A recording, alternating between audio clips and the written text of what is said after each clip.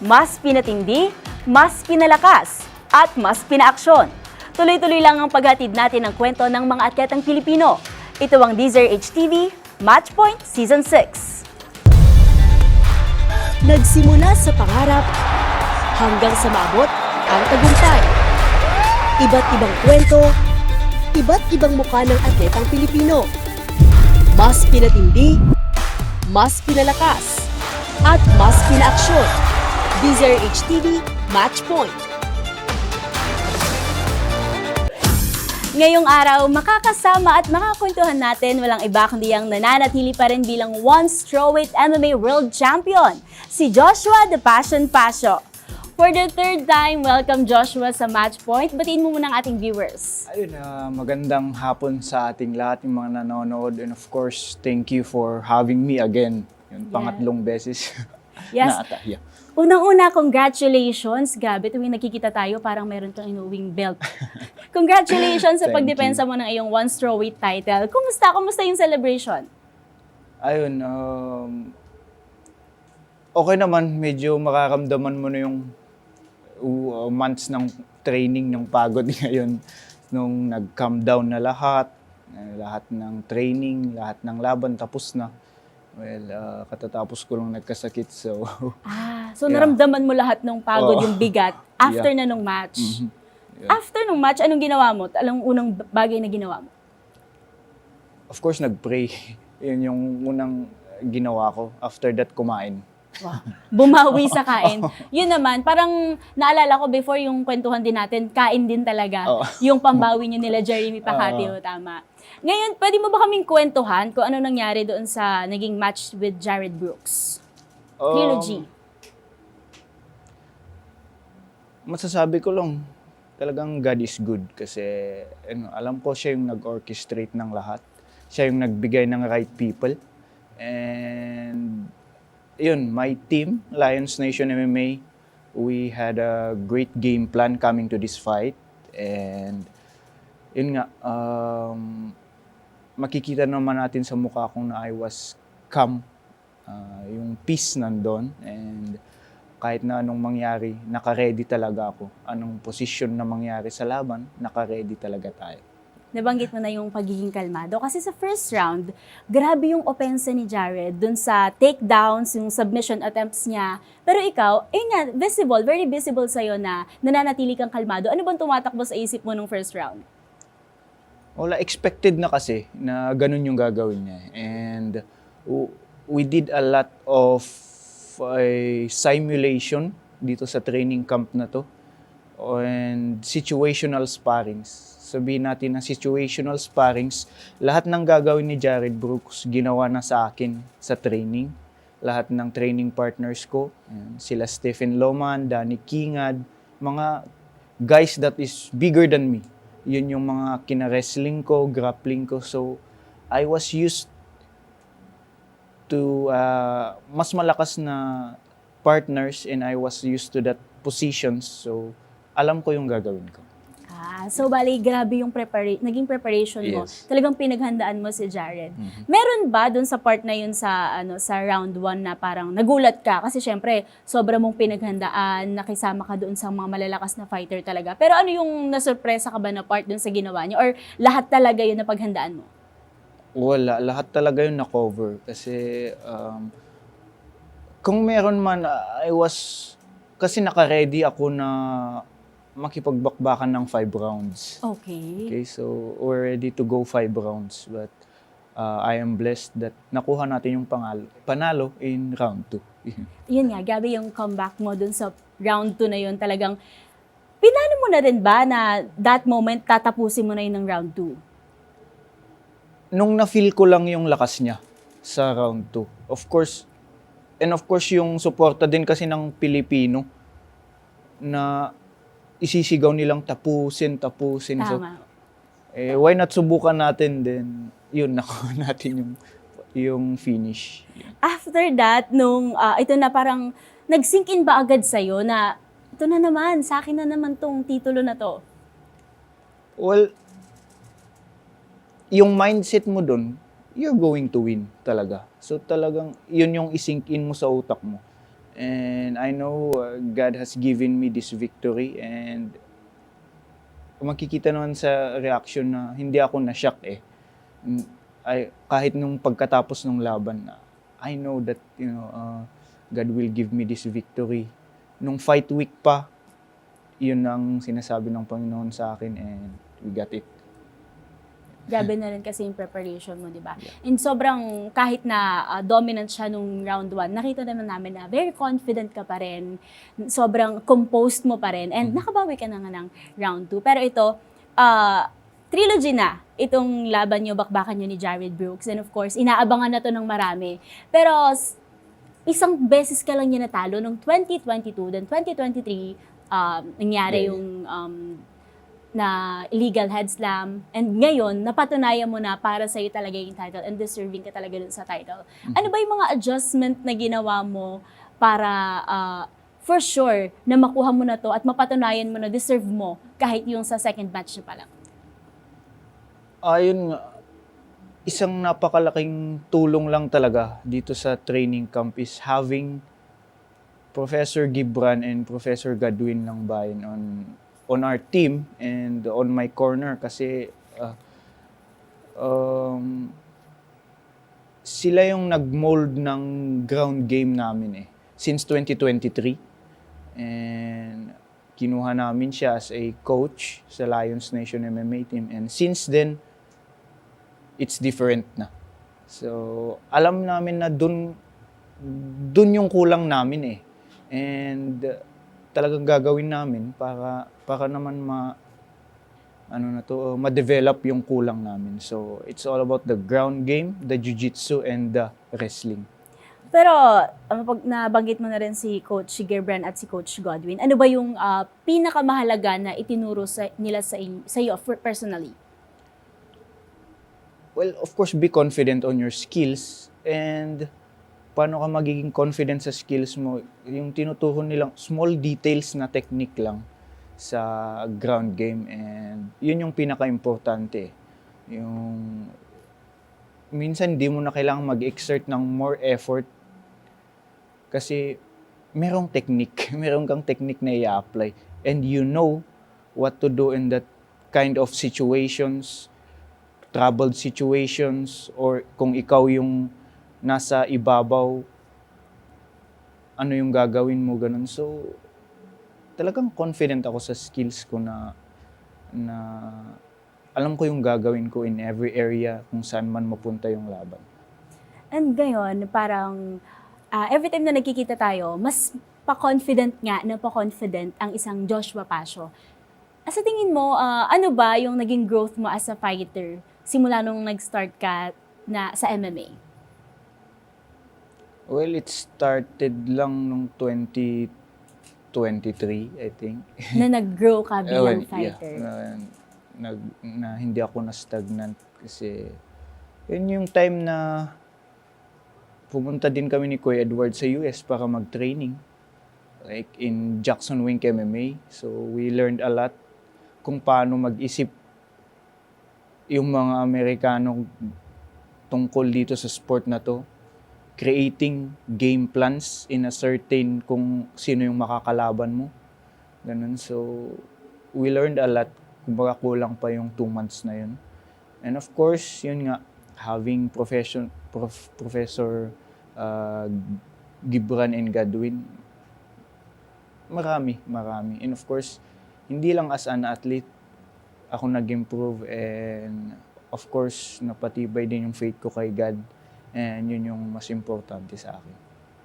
And dito kanina mo pa rin binabanggit yung mga kasama mo sa Lions Nation MMA. Sa tingin mo, gaano kalaking tulong ba yun nabigay nila sa'yo para makuha itong kampyonato na to? Well, kung manonood tayo, it's an individual sport. But actually, it's a team sport. Hindi ka magsasucceed dito sa sport na to kung wala yung right people. Of course, your sparring partner, your coaches, maraming tumulong. And of course, my family, my friends, yung church ko, marami. This is not an individual sport, this is a team sport. Anong naging reaction nila nung nanalo ka na? Well, of course, hindi lang happy, joy talaga.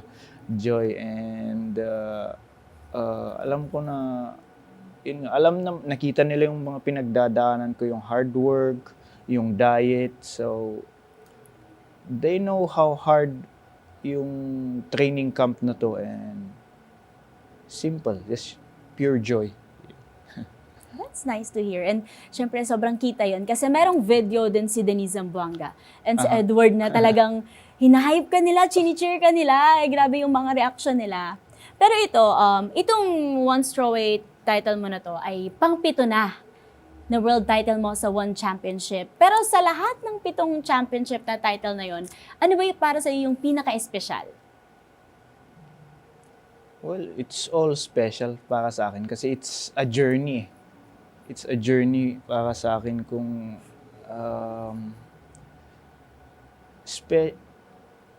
meron kasing lesson sa lahat eh. So, yun yung pinaka-the best sa akin, yung lesson. Una, pangalawa, pangatlo. Hindi ko pa nga alam na 7 na pala to. Wala sa isip ko yun. Wala. So, yun lang. Just the lesson behind the journey. Yun yung mahalaga. May pwede ka bang i-share sa amin na isa sa mga pinaka-tumatak sa'yo na lesson ng isa sa mga belt? Well, ito para sa akin kasi I've been, gaya ng sabi ko, last year, nakuha natin yung belt, but for me, that's one of yung pinaka-down ako na sa career ko. Kasi I have an ACL injury, lahat na, tapos ganun yung nangyari sa lawan ko. And kung mababasa mo, hindi mo mababasa mo yung mga comments, hindi ka talaga champion kasi yun nga, yung nangyari pa. Kasi parang si Brooks pa din yung panalo dun eh. But for me, gaya ng sabi ko, God is in control of everything. And God is good even in the bad and good. Kung ano yung pinagdadaanan natin, then yun. It's a new season, gaya ng sabi ko, 2025. And here we are, satisfying win. Pinatunayan mo talaga na kahit gano'n ka ka-down dun sa last match nyo, ngayon, syempre, pinatunayan mo na sa'yo pala talaga dapat yung belt na yon. Ito, aside from that, aside dun sa match, ang very recent lang yung People's Champ ng 171. Ikaw yung binoto ng mga tao, anong nararamdaman mo dun? Happy. Happy, syempre. And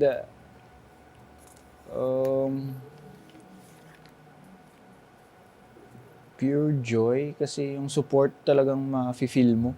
And yung love ng ating mga kababayan. And lalo na dito and of course sa Qatar, talagang kahit na malayo ka dito sa Pilipinas, yung feel at home ka pa rin. Yun. At saka 'di ba, parang hindi lang yung laban mo yung tinututukan nila, kundi ikaw mismo bilang inspirasyon sa mga tao. Sa tingin mo, ano yung reaction mo na ganun nakalaki yung impact mo dun sa mga tagahanga mo, sa mga taga-suporta, lalo na sa mga Pilipino? Well, happy lang na makapag-inspire din ng mga yung kababayan natin. At I believe God has put me here in this platform na yung to spread His good news pa rin. Yun yung main na purpose ko. And yun para ma-inspire yung mga next din na kabataan na gustong mag-mixed martial arts. Well, kasi nakikita nila brutal sport. But no, it will develop your faith, your discipline, your attitude. Yun yung true essence ng martial arts. Alam mo, Joshua, simula nung nakausap kita, nung ilang season ng Match Point, talagang lagi ko naririnig sa'yo yung pananampalataya mo. Very strong yung faith mo. Paano ba ito nakatulong sa journey mo bilang isang fighter? Well, wala naman ako dito kapag wala yun eh. So that's the main point. And sabi ko nga, I'm just a vessel used by God in this platform. So ito yung calling ko talaga. Kasi lahat naman ng sa father side ko, pastor sila. Ako lang naman yung naiiba martial arts eh. So, dito tayo. And ito, syempre, dun sa panalo mo na to, sobrang dami mong napatunayan. And of course, marami na rin sigurong nagnanais na makalaban ka. Para sa iyo ba, sino yung gusto mong next na makalaban after this? Well, as a champion, hindi naman ako namimili. But we have rankings. Rank 1 pa rin naman si Brooks eh. And rank 2, rank 3, rank 4. Anyone na nasa rankings. Nasa ranking. Okay. Pwede ka bang mag name drop? Name drop. Para lang may aabangan sila. Well, rank 2, si Mansour Malakiev, yung tinalo ko din nung 2023. Rematch. He's Gusto mo a ng rematch? Russian. Or si Bokang Masunyani. Any one of them. Okay. Thank you so much, Joshua, Thank sa you. panibago na namang kwentuhan natin. Pero ngayon, meron tayong segment na tinatawag na Match Point Game Mode.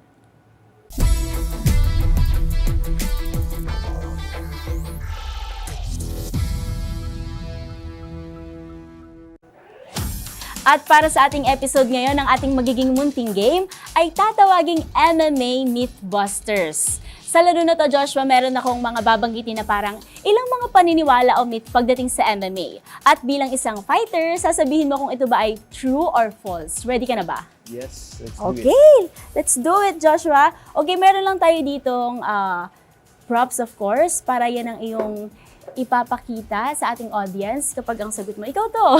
Okay. Okay, pakita mo sa kanila. Ayan, papakita mo sa kanila, true or false. Yes, ready ka na ba? Yep. Okay. Ang ating unang myth. Kung malakas ang suntok mo, hindi mo na kailangan mag-ensayo ng cardio. True or false? False. Bakit false?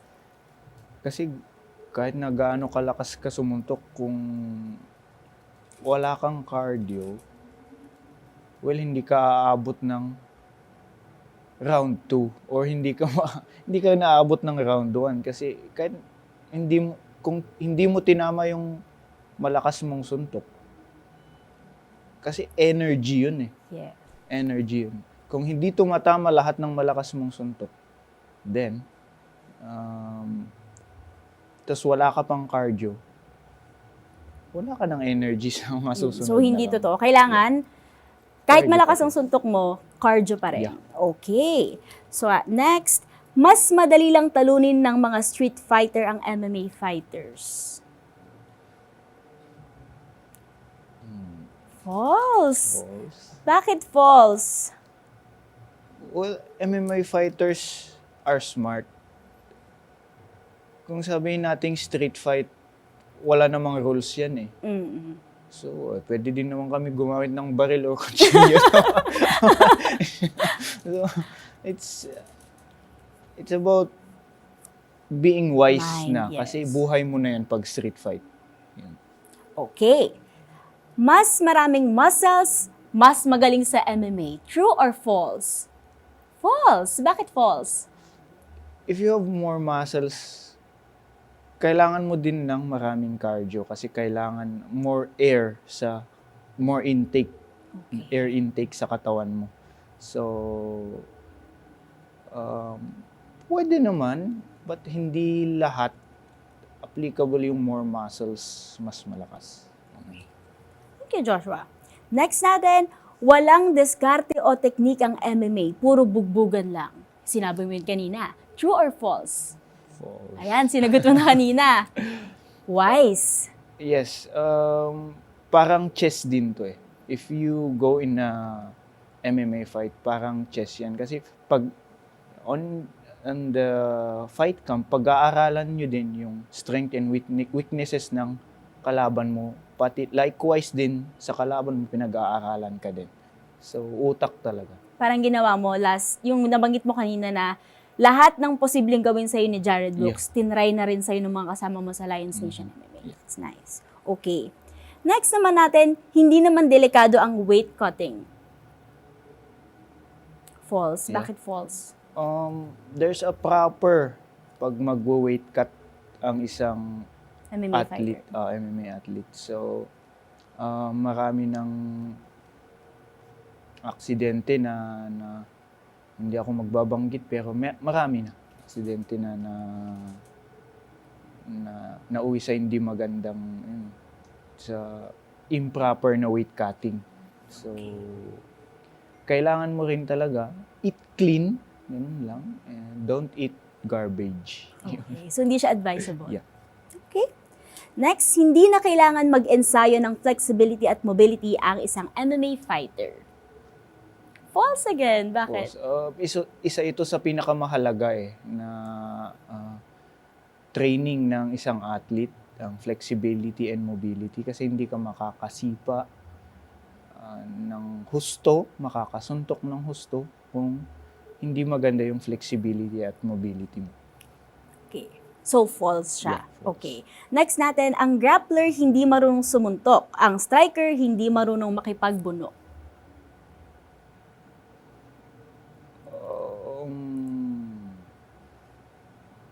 Medyo nahihirapan ka. Yeah. Itong sasabihin ko to. True. Ang grappler, kung sabihin natin kasing pure grappler, siyempre, pwede niyang matutunan. Pero kung sasabihin natin ang pure grappler na hindi nag-training ng striking, talagang hindi niya alam ang sumuntok. Nahihirapan talaga Yeah. siya. Ang pure striker naman na walang training sa ground, siyempre, suntok at sipa lang yung alam. Pero kung sabihin nating mixed martial arts ang laro, kasi ang grappler din, matututo at matututo yan ng striking. Ang striker, matututo at matututo yan ng grappling. Okay. So, depende pa rin. Depende Pero pa totoo rin. naman, without proper training, Oo, ang grappler siyempre. ay grappler, ang striker ay striker. Okay. Next, laging nauuwi sa knockout o submission ang laban sa MMA. False. Yeah. Oo, kasi siyempre meron din namang decision. Meron din namang decision. So,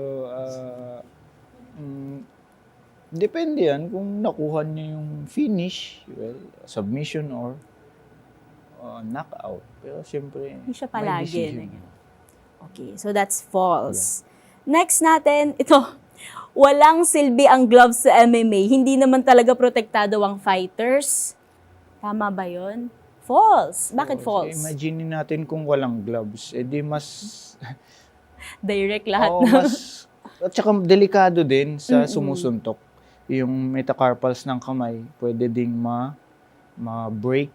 And yung nasusuntok, talagang kwan yan. Yung impact nun eh. Oo, maga o talagang matatanggal yung skin mo pag talagang malakas. So, mahalaga. Yeah, Talaga mahalaga ang ng gloves. Mahalaga yeah. pa rin.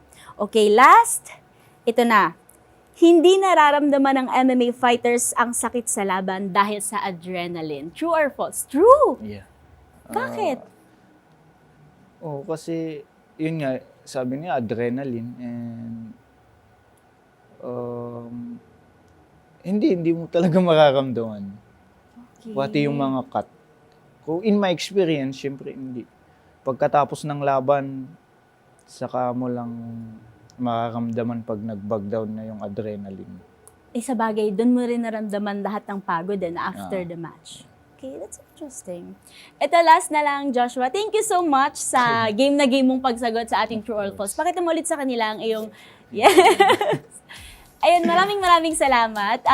Huli na lang, what's next for Joshua Pasio? Ayun, sa ngayon, wala pa muna, relax. Pero training lang. Huli na lang din, pasasalamat. May gusto ka bang pasalamatan sa iyong naging journey? Go Well, on. of course, sa lahat ng fans, ng mga kababayan natin na sumuporta sa Pilipinas and all around the world, thank you very much sa support and prayers nyo. God bless you all. Yun lang. Thank you. Thank you so much, Joshua. Alam ko magkikita pa tayo ulit. Of Pangatlo course. to, pang-apat pa talaga tayo. Thank you so much sa Pag- pagpapaunlak sa amin. Pang-8 na. Congratulations, tama. See you sa 8. Yes. Maraming salamat, Joshua. At syempre sa mga patuloy na sumusubaybay sa ating programa. Marami ba tayong kwentong ihahatid na tiyak? Kapupulutan ng inspirasyon at aral sa mundo ng palakasan. Ako po si Millie Borja. Hanggang sa susunod na linggo, kwento ng atletang Pilipino, dito lang sa DZRH TV, Match Point.